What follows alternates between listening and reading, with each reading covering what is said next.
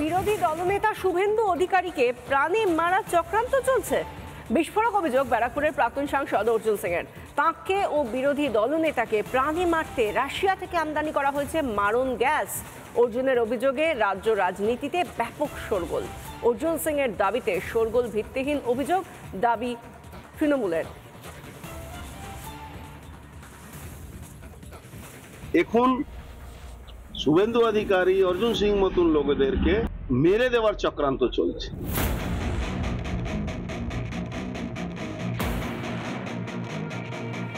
দুর্নীতি মামলায় সিআইডির সমন। ভবানী ভবনের উদ্দেশ্যে রওনা দেওয়ার আগে বোমা ফাটালেন অর্জুন সিং। তাকে ও বিরোধী দলনেতা শুভেন্দু অধিকারীকে হত্যার ষড়যন্ত্র চলছে।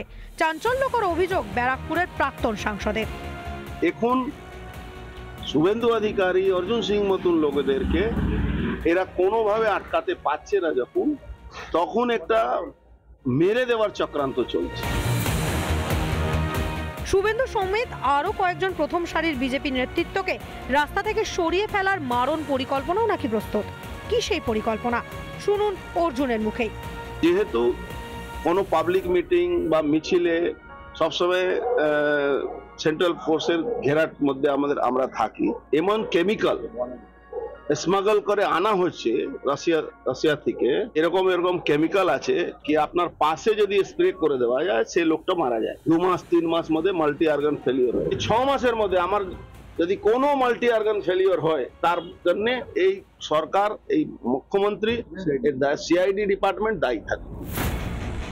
21 শতকের গুপ্ত হত্যায় বহুল প্রচলিত নার্ভ এজেন্ট বা নার্ভ গ্যাস বলা হয়ে থাকে। বিভিন্ন দেশের গুপ্তচরদের পছন্দের হাতিয়ার। কয়েক মিনিট থেকে কয়েক মাসেও মৃত্যু হতে পারে। উত্তর কোরিয়ার একনায়ক কিম জং উনের দাদা কিম জং নামের রহস্যজনক হত্যায় এই নার্ভ গ্যাসই ব্যবহার হয়েছিল বলে মনে করা হয়। রাশিয়ার বিরোধী দলনেতা অ্যালেক্সেই নাভালনিকেও 2020 সালে নার্ভ গ্যাস দিয়েই মারার চেষ্টা হয়। এতদিন আন্তর্জাতিক ক্ষেত্রেই যে শব্দ সীমাবদ্ধ ছিল, অর্জুনের অভিযোগের পর তা আমদানি হলো বঙ্গ রাজনীতিতেও। ফের প্রাসঙ্গিক হওয়ার মরিয়া চেষ্টায় ভিত্তিহীন অভিযোগ। অর্জুনকে পাল্টা কটাক্ষ তৃণমূলের। কি উত্তর দেবো আমার মাথায় আসছে না। ওর ভ্যালু তো আস্তে আস্তে কমছে এবং রাজনীতিতে শুভেন্দুর ভ্যালু আস্তে আস্তে কমছে। এগুলো নিজেদের ইম্পর্টেন্স বাড়াবার জন্য বলছে, এর মধ্যে কোনো ভিত্তি নেই। রাজনৈতিকভাবে কাউকে ফোন করে আমাকে জয়ী হতে হবে এরকম কোনো ভাবনা আমাদের মধ্যে নেই।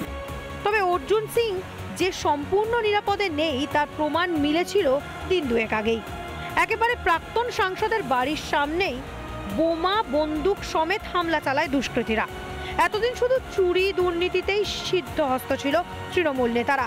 এবার কি গুপ্ত হত্যাতেও হাত পাকানোর প্রস্তুতি চলছে শাসক দলের? রিপাবলিক বাংলা।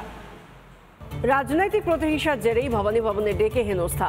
সিআইডি জিজ্ঞাসাবাদ শেষে অভিযোগ অর্জুন সিং এর।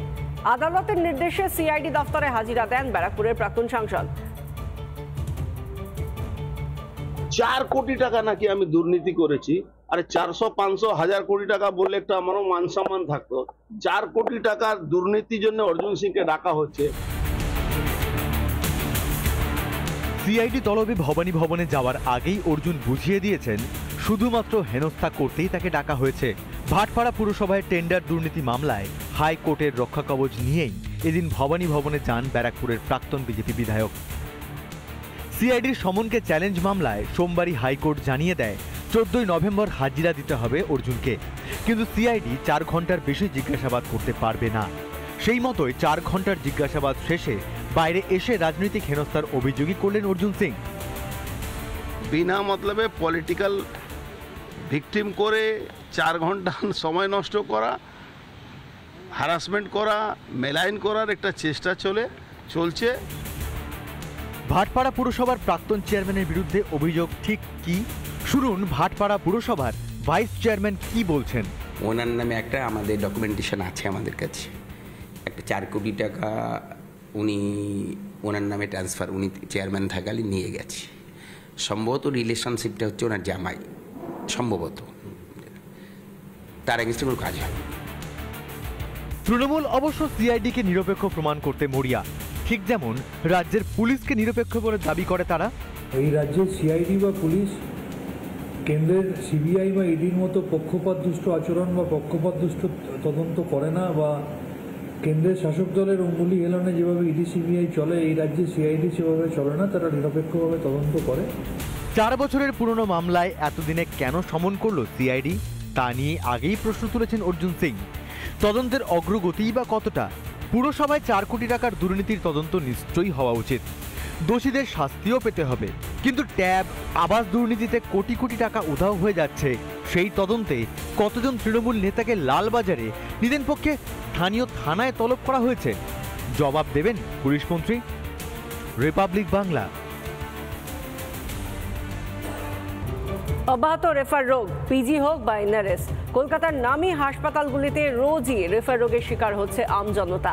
মরণাপন্ন রোগীদেরও মিলছে না বেড। রেফার রোগ থেকে মিলবে মুক্তি? রেফার জ্বালায় পুড়ছে বাংলা, হাসপাতালে অমিল চিকিৎসায়। কি বলবো, বললাম এখানেই রাখুন, আমাদের রেফার করে দিল, এখানেও সিট পেলাম না।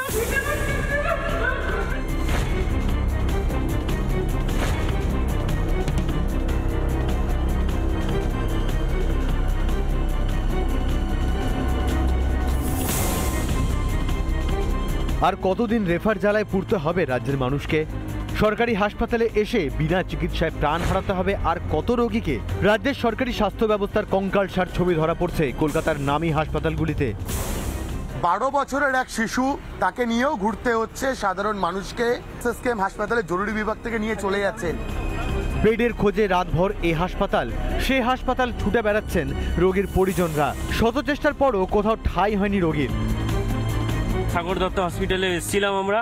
সাগর দত্ত হসপিটালে রাত্রিতে এরকম ভর্তি নিল না, বরঞ্চ রিফিউজ করে নিল। বলছে আমাদের অ্যাম্বুলেন্স ভাড়া দিয়ে 1700 টাকা ভাড়া দিয়ে, মানে হসপিটালে, সরকারি হসপিটালে অ্যাম্বুলেন্স নেই রাত্রি। এসএসকেএম আসলাম, এমার্জেন্সিতে এলাম, এমার্জেন্সি বলছে যে আমাদের এখানে বেড নেই, আমরা এই চিকিৎসা করতে পারবো না, আপনারা যা পারেন করেন।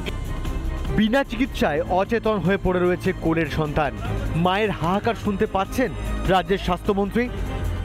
রাত থেকে 1:30 থেকে ঘুরছি, রাত 1:30 থেকে অসুস্থ বাচ্চা, এখানেই রাখুন, আমাদের রেফার করে দিল, এখানেও সিট পেলাম না, একটু করে ট্রিটমেন্ট পেলাম না। রাজ্যের হাসপাতালে জায়গা না হওয়ায় শেষে ইএসআই কার্ড থাকায় ইএসআই হাসপাতালে ভর্তি করা হয় শিশুটিকে। আকচার স্বাস্থ্যসাথীর সঙ্গে আয়ুষ্মানের তুলনা করেন মুখ্যমন্ত্রী। এক্ষেত্রে তো ইএসআই কার্ডের কাছে হার মানতে হলো রাজ্যের স্বাস্থ্যসাথীকে। বারবার সংবাদ মাধ্যমে দেখানোর পরেও কি বিন্দুমাত্র এই সরকারের ঘুম ভেঙেছে?